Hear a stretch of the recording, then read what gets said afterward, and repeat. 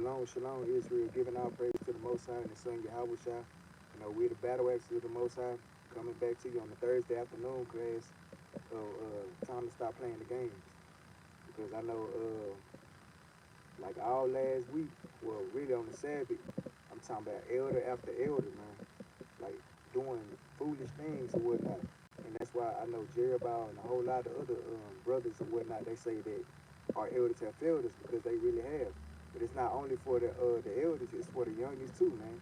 Because like Jerubbaal always say, young fools turn into old fools.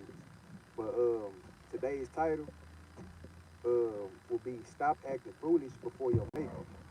So, you know, when it come down to it, but when it come down to it, man, we can't be acting foolish before our maker because Most High God, and He'll kill you for that thing. But first precept we're gonna go ahead and get is Job 32:9.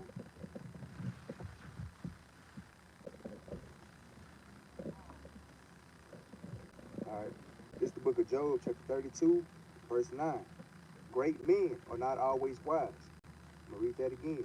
Great men are not always wise, because you know Job 11:6, it can be double fold. Great men can go into like famous men, or it can also go into men of age or whatnot. But reading on, neither do the age understand judgment, because if they did understand judgment or whatnot, then they'll know that you can't be playing with the Most High God like that, man. Because hey, just like how He'll burn out a little baby's candle, He'll burn out your candle too, or like basically taking your life from it. But going on to the next precept, we're gonna get Proverbs 18:2.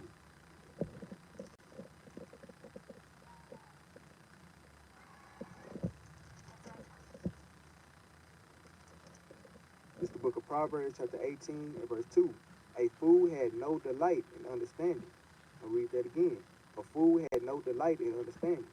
Because I know with our younger generation or whatnot, when it comes down to them, hey, they don't delight in understanding. But it also goes into like the elders as well, man, because the elders, hey, they be like, since you young, you can't tell me nothing, man. But if somebody's doing something and like, you know, actually living a life like an Israelite or whatnot, and he may be 20, it may be 18 or whatnot. If he's living his life like that and you not, then he can tell you something, man. Spiritually, he is older than you, man. But physically, you feel like, hey, I've been on this planet for however many years, you can't tell me nothing. But reading on.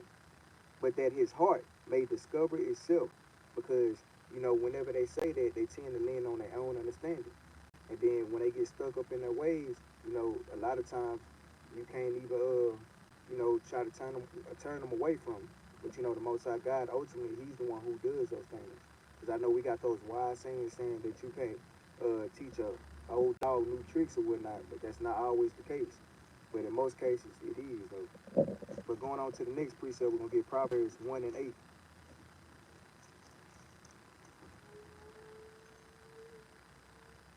It's the book of Proverbs, chapter 1 and verse 8. My son, hear the instruction of thy father, and forsake not the law of thy mother. Well, I'm jumping to verse 7. Verse 7. The fear of the Lord is the beginning of knowledge, but fools despise wisdom and instruction. So saying the same thing that you know, Proverbs 18:2 was saying. Like fools despise knowledge or whatnot. And then you wonder why you're going through the things that you go through, man. But going on to the next precept, we're gonna get Proverbs 29:11. It's the book of Proverbs, chapter 29, verse 11. A fool uttered all his mind, but a wise man keepeth it in till afterwards. I'm gonna read that again. A fool uttered all his mind. So fool, hey, he ain't gonna have no filter, so to speak, or whatnot. He gonna speak whatever he feels. And they, you know, that's where a lot of people they tend to mess up at, because they want to go based off how they feel. Talking about, well, I feel like this or I feel like that. Man, forget how you feel. What did the Bible say, man? But reading on. But a wise man keep it in till afterwards. So a wise man, he gonna know his times and know his seasons, man. But going on to the next precept, we'll get Proverbs 18:7. We're gonna go back to chapter 18. One second.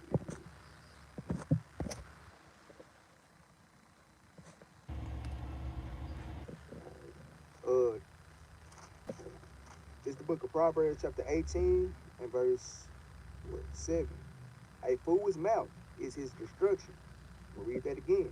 A fool's mouth is his destruction. Because we got to think about it, man.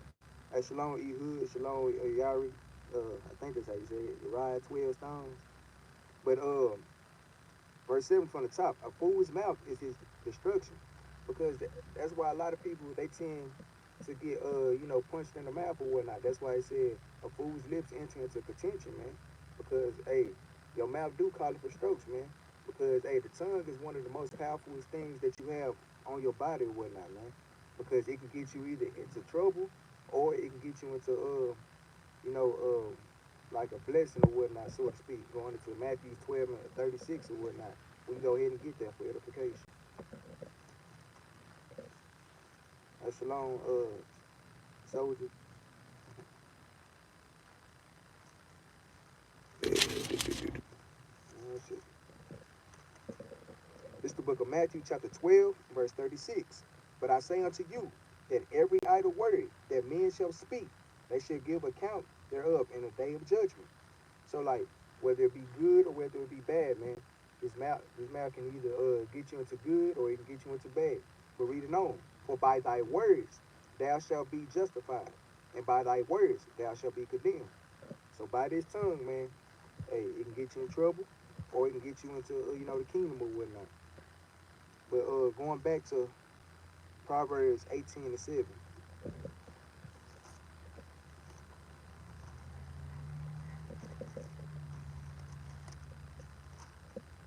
This is the book of Proverbs, chapter 18 and verse 7. A fool's mouth is his destruction, and his lips are the snare of his soul.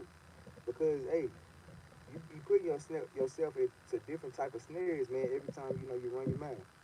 Like, it keep on reiterating itself. And, that's how we know that we are the Most High God's children, because every single time he always reiterated himself, like, whenever we did wickedly or whatnot, or even when we did righteousness. But going on to the next precept, we're going to get Psalms 5 and 5.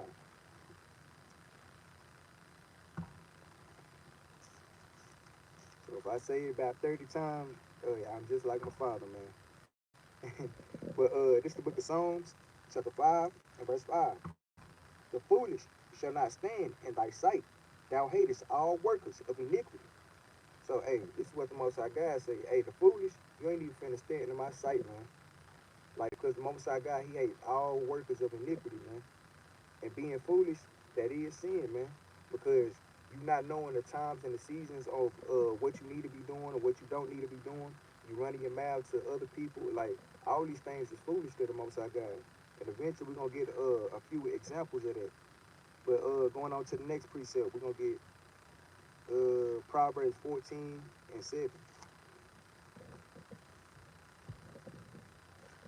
Shalom, Dexter. Shalom, Yaakov. Shalom, Don.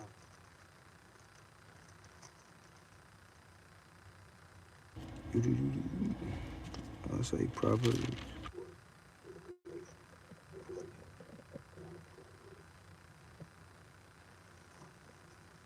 All right, this is the book of Proverbs, chapter 14, and verse 7.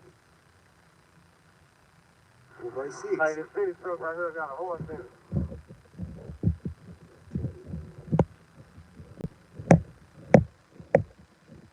All right, this is the book of Proverbs, chapter 14, and verse 6.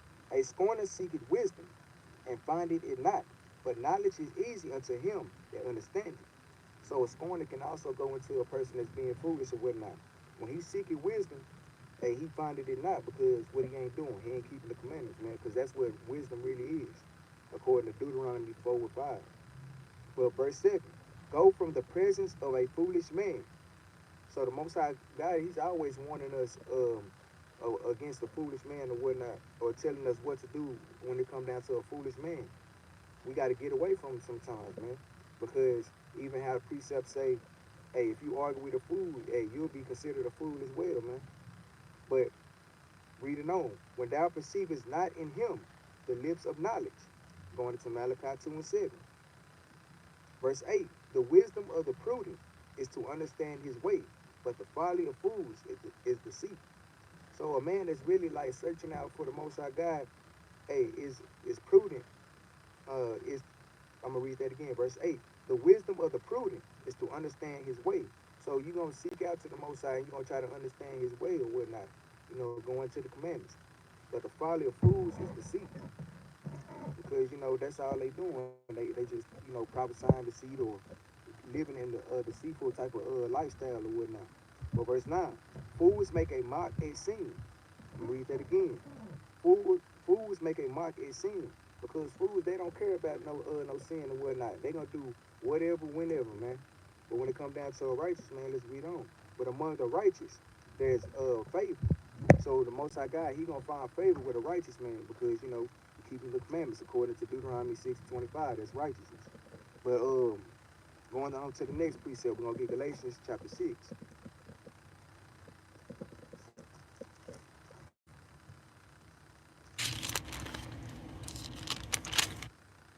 It's the book of Galatians chapter 6 and verse 7.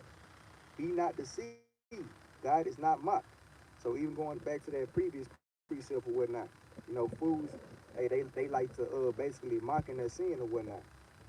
But according to verse 7 in Galatians, it said, be not deceived. God is not mocked. So right now, the Most High God, he may not be putting nothing on you, but hey, best believe when that judgment that comes, he gonna put something on you, man. You gonna be in that lake of fire because you wanted to act foolish with him. Reading on, for whatsoever a man soweth, that shall he also reap. Going back to Matthew 12 and 36. Whatever you sowing, man, whatever type of discourse you sowing, or whatever type of righteousness you sowing or whatnot, the Most High God, he gonna give you your judgment or whatnot. But reading on, verse 8. For he that soweth to his flesh shall of the flesh reap corruption. So a wicked man, he gonna or a foolish man, he gonna reap corruption. But he that soweth to the Spirit shall of the Spirit reap life everlasting. So if you keeping the commandments or whatnot, you're going to have everlasting life, man. You ain't going to have to worry about working on 9 to 5 and worry about baby mama, baby daddy drama, and so on and so forth, man. But next precept we're going to get is Matthew 22, 5 and 22.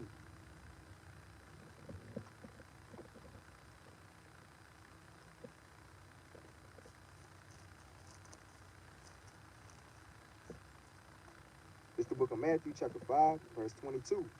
But I say unto you that whosoever is angry with his brother, that what I want. Yeah. But I say unto you that whosoever is angry with his brother without a cause shall be in danger of the judgment. So if you having an evil eye towards your brother, you in danger of judgment. And whosoever shall say to his brother, reckon, shall be in danger of the council. But whosoever shall say, thou fool, shall be in danger of hellfire. So like, if you out here calling people fools, especially if you being like a hypocrite or whatnot, because the Most High God, he ain't finna punish no man that's giving righteous judgment or whatnot. If you keeping the law, statutes, and commandments, and you call this person a fool, you good. But if you being a hypocrite and you calling somebody a fool, he said you're in danger of hellfire, going into the lake of fire. But going on to the next precept, we're gonna get Psalms 14 and 1.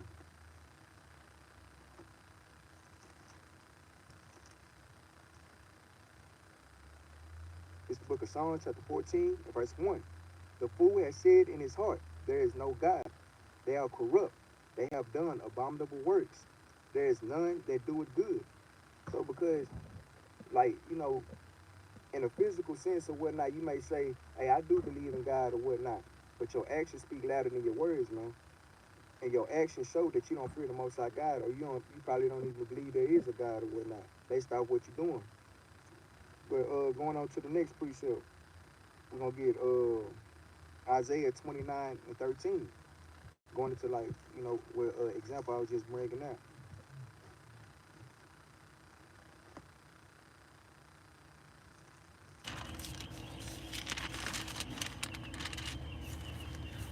It's the book of Isaiah, chapter 29, verse 13.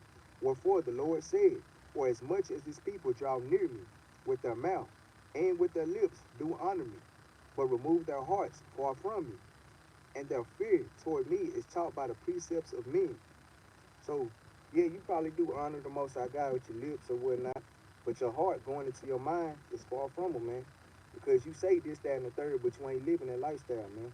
And you ain't got your mind wrapped around these commandments. And it says, remove their hearts far from me, Shalaki. And their fear toward me is taught by the precepts of men. So you rather get taught by, a man that's not even living the righteous lifestyle or whatnot, man. Going to like T.D. Jakes, going into Ricky Rush, going to Joel Osteen, and so on and so forth, man. Because they ain't living by this Bible like they say they is, man.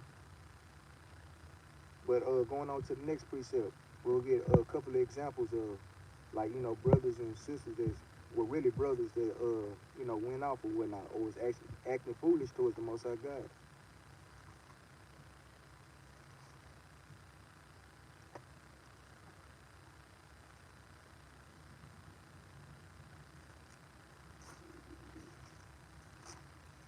I know if y'all following me, y'all probably know what story I'm going to, or one of the first ones. This is the book of 1 Samuel, chapter 13, and verse 1. Saul reigned 1 year, and when he had reigned 2 years over Israel, Saul chose him 3,000 men of Israel, whereof 2,000 were with Saul, and Mamash, I think that's how you say it, and Mount Bethel, and 1,000 were with Jonathan and Gibeon of Benjamin, and the rest of the people he sent every man to his tent.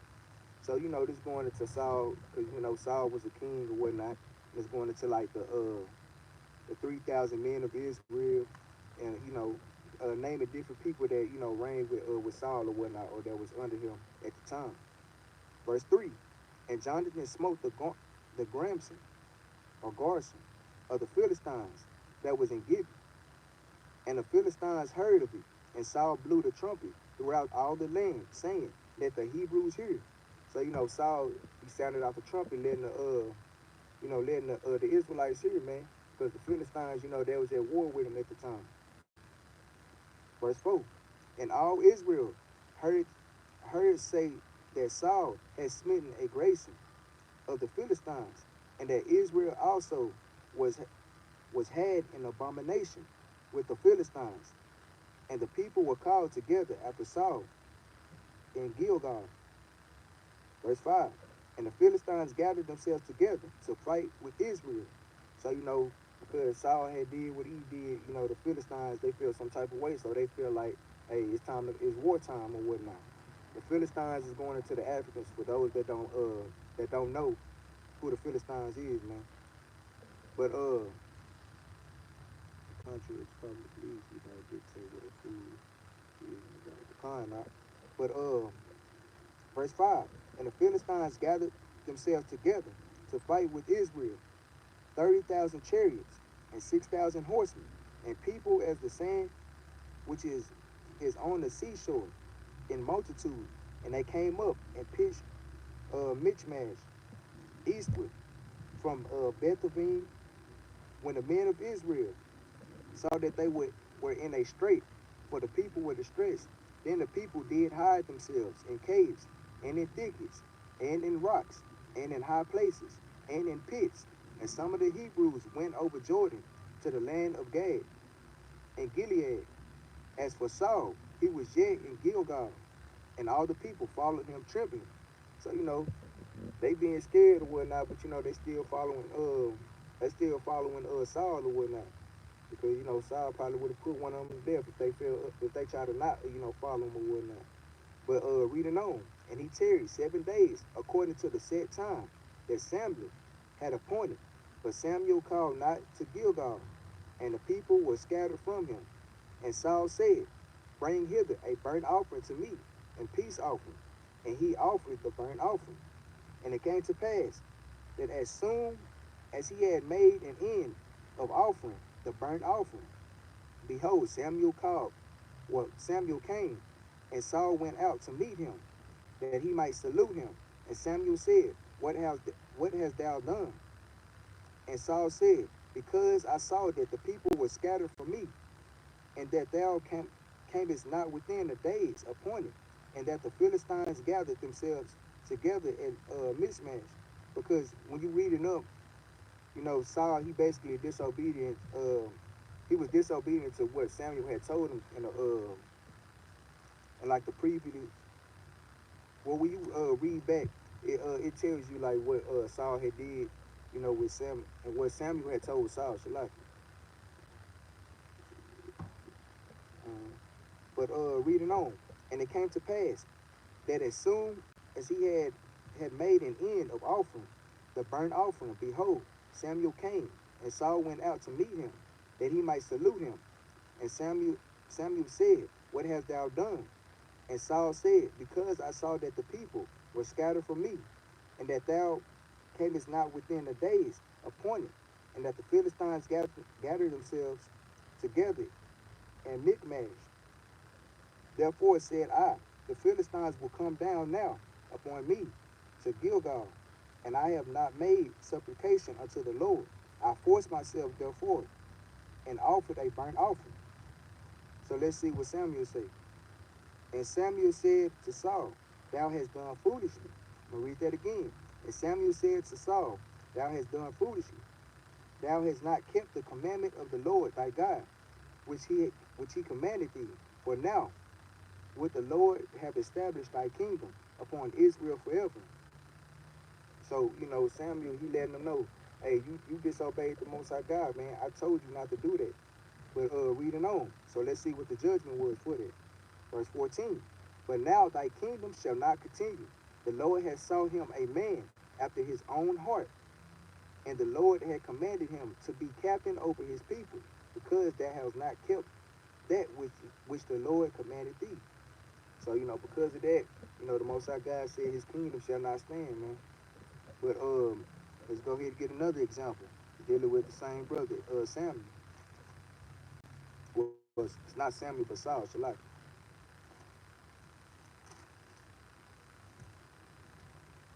All right. This the book of 1 Samuel, chapter 26, and verse 7. Because we know, if y'all know the story or whatnot, it's basically going into David sparing Saul again, man. Because, you know, Saul, he was always trying to kill David. But we're going to go ahead and get it to verse 7. So David and Abijah came to the people by night, and behold, Saul lay sleeping within the trench, and his spear struck in the ground at his boasting. But Abner and the people lay round about him. Then said Abijah to David, God had delivered thine enemy into thine hand this day. Now therefore let him smite him, I pray thee, with the spear, even to the earth at once, and I will not smite him the second time. So, you know, I believe that was that Sabbath class or was Wednesday class. We had just went over the story again. Well, you know, back then or whatnot, but you know, that's just the spirit or whatnot. But you know, Abner said, "Hey man, we see Saul right there, man. We see him and all his men that's with him, man. Let me go ahead and get at him, man. I promise you, hey, once I hit him, I ain't gonna have to hit him no more, man." But reading on, verse 9, and David said to Abijah, "Destroy him not, for who can stretch forth his hand against the Lord's anointed and be guiltless?" So, you know, David, he was in the spirit for that, man, because he said, hey, you shouldn't even try to be touching the Lord's anointed, man, because for you trying to do that, you could get destroyed, man. The Most High God, he'll bring some type of judgment upon you, man. But reading on, David said furthermore, as the Lord liveth, the Lord shall smite him, or his day shall come to die, or he shall descend into battle and perish. So, you know, David, he going based off Exodus 14 and 14. Let the Lord fight for you, and you shall hold your peace or whatnot. Because he's saying, hey, Saul, the way he going or whatnot, he gonna die soon, man. Or he gonna die in battle or whatnot. And that's exactly what happened as you know, read on. But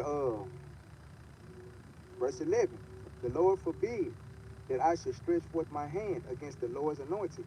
But I pray thee, take thou now the spear that is at his boasting, and the cruse of water, and let us go. So, you know, instead of David trying to, you know, kill him or whatnot, he said, let's go ahead and take his spear that's at his boasting and a cruse of water to let Saul know that, hey, I could have got you again, man. Hey, every time you try to catch me slipping in return, hey, I always catch you slipping or whatnot. But I ain't gonna do nothing to you. Because, you know, the Most High God, he gonna deal with you. But verse 12, So David took the spear and the cruse of water from Saul's bolster, and they gat them away, and no man saw it, nor knew it, neither awake. So all the men that was with Saul or whatnot, none of them realized that what David was doing or whatnot, because they was all asleep, because the Most High God put a deep sleep upon all of them or whatnot. And that's exactly what it's finna say. I jumped the gun, but hey, all praises. For they were all asleep, because a deep sleep from the Lord was falling upon them. Then David went over to the other side and stood on the top of the hill afar off, a great space being between them. And David cried to the people and to Abner, the son of Ner, saying, Answerest thou not, Abner? Then Abner answered and said, Who art thou that criest to the king? And David said to Abner, Art thou not a valid man? And who is like to thee in Israel? Wherefore then hast thou not kept thy lord the king? For there came one of the people, and to destroy the king thy lord. This thing is not good that thou hast done. As the Lord liveth, ye are worthy to die, because ye have not kept your master, the Lord's anointed. And now see where the king's spear is, and the cruse of water that was at his boasting. Verse 17. And Saul knew David's voice, and said, Is this thy voice, my son David? Because, King David, he was getting on to Abner about, everything that was going on or whatnot. Because, Abner, he wanted to kill Saul or whatnot. And, David is getting on to him about it. But, Saul wound up overhearing what David was saying and whatnot, basically defending Saul in a sense. But verse 17, and Saul knew David's voice, and said, Is this thy voice, my son David? And David said, It is my voice, my Lord, O King. Verse 18, and he said, Wherefore doth my Lord thus pursue after his servant? For what have I done, or what evil is in mine hand? Verse 19, Now therefore, I pray thee, let my Lord the King hear the words of his servant. If the Lord have stirred thee up against me, let him accept an offering. But if they be the children of men, cursed be they before the Lord, for they have driven me out this day from abiding in the inheritance of the Lord, saying, Go serve other gods. Verse 20, Now therefore, let not my blood fall to the earth before the face of the Lord, for the King of Israel is come out to seek a flea, as when one doth hunt a partridge, I think is how he said, in the mountains. Then said Saul, I have sinned. Return my son David, for I will no more do thee harm, because my soul was precious in thine eyes. This day, behold, I have played the fool and have erred exceedingly. Read that again. I have played the fool and have erred exceedingly. So, Saul wound up, well, for the truck bad, but Saul, he wound up, regretting everything that he was trying to do to David, man. And he said, hey, I have played the fool, man, and I have erred, man, exceedingly. So, Saul, he wound up telling, David to return or whatnot, but, again, Saul's gonna try to do the same thing, but, Most High God, he wound up taking care of all of that. But, we're gonna get one more example. We're gonna go ahead and go to Genesis.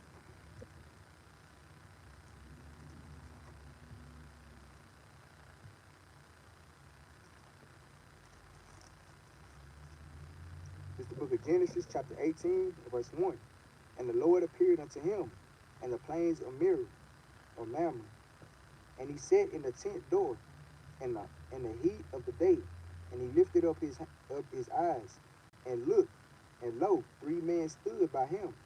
And when he saw them, he ran to meet them from the tent door, and bowed himself toward the ground, and said, My Lord, if now I have found favor in thy sight, pass not away, I pray thee, from thy servant.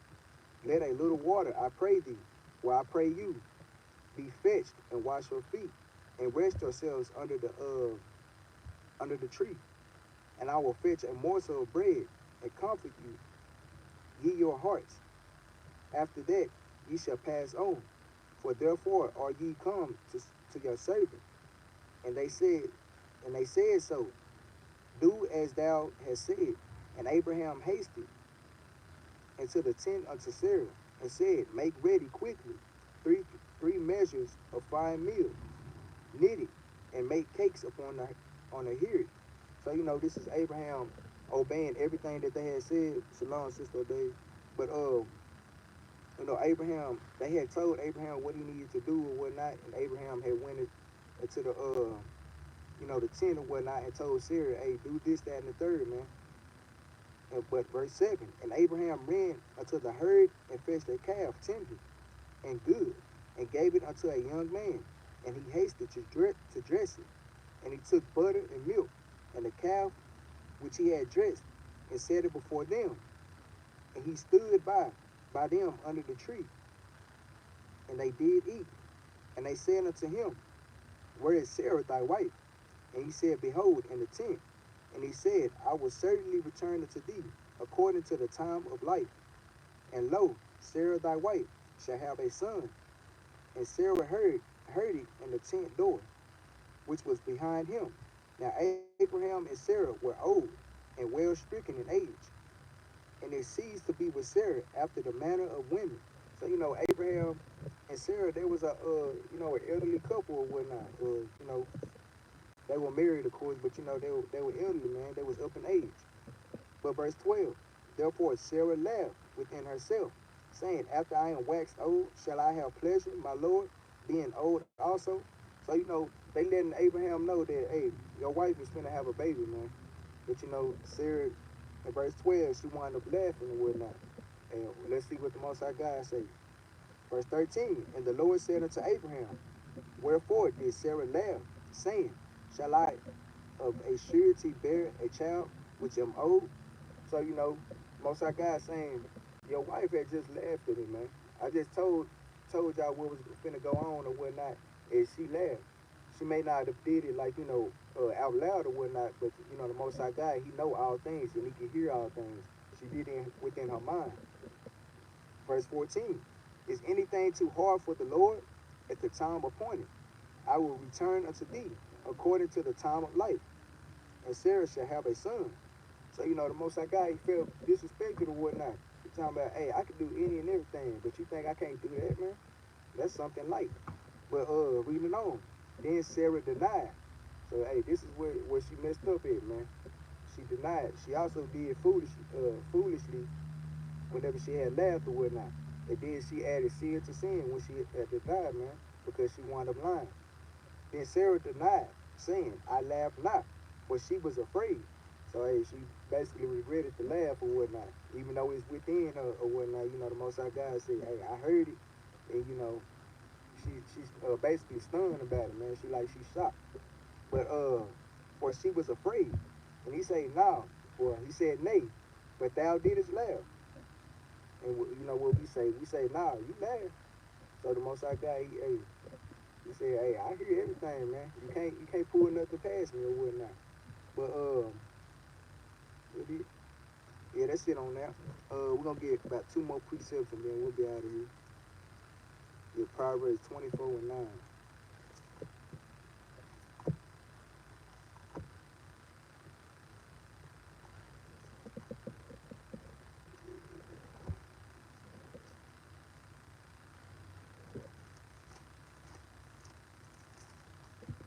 All right, this is the book of Proverbs, chapter 24, and we can start at verse 7. Wisdom is too high for a fool. Let me read that again. Wisdom is too high for a fool. So, when it comes down to like the basic things or whatnot, or like what is righteousness according to the Bible, or what is love according to the Bible, wisdom, like concerning that, is too high for a fool, man. But reading on, he opened it not his mouth, and the gate. Verse 8, he that deviseth to do evil shall be called a mischievous person. Verse 9, the thought of foolishness is sin. I'm read that again. The thought of foolishness is sin, and a scorner is an abomination to men. So, hey, just like how I was bringing out earlier, being foolish, that is a sin, man, according to the Bible. You know, it's a time and place for everything. It's one thing when you know you cracking jokes or whatnot, but like whenever it's going against the Bible, that's when you start to become foolish, man. But with that I say shalom. You know, over here at the Battle Axes, we always say we gonna you know, keep the laws or whatnot, because the Most High God gave them to us, so we might as well take them and make good use of them, man. 'Cause that's the only way you gonna make it to the kingdom if you keep the commandments anyway. But the law we're gonna get today is Deuteronomy 16 and 16. All right, this is the book of Deuteronomy, chapter 16, verse 16. 3 times in a year shall all thy males appear before the Lord, thy God, in the place which he shall choose, in the feast of unleavened bread, and in the feast of weeks, and in the feast of tabernacles, and they shall not appear before the Lord empty. So this is a commandment, man. This is letting you know that, hey, 3 times a year you gotta appear before the Most High, before the Most High God. Ain't no ifs, ands, or buts about it, man. And it said you shall not appear before empty before the Most High God. So, hey, more of the story brings something, man. Because I know some people they're probably think at it, trying to think at it in the spiritual level. They like, I'm bringing myself, so I'm not appearing before the Lord empty or whatnot. But he's saying bring some type of food, man. We know our bodies is a living sacrifice, so that's why he said you appear before the Most High God, but you also got to bring something, man. Because you can't be eating everything and then not leave nothing for nobody and you ain't bring a single thing, man. But hey, with that I say shalom. Hope all is well out there with y'all. I know some of y'all probably on break. Some of y'all probably off work today. You know, Camp 101 today, brothers that can make it or whatnot. Y'all keep on it there because you know the time is at hand. With that I say shalom.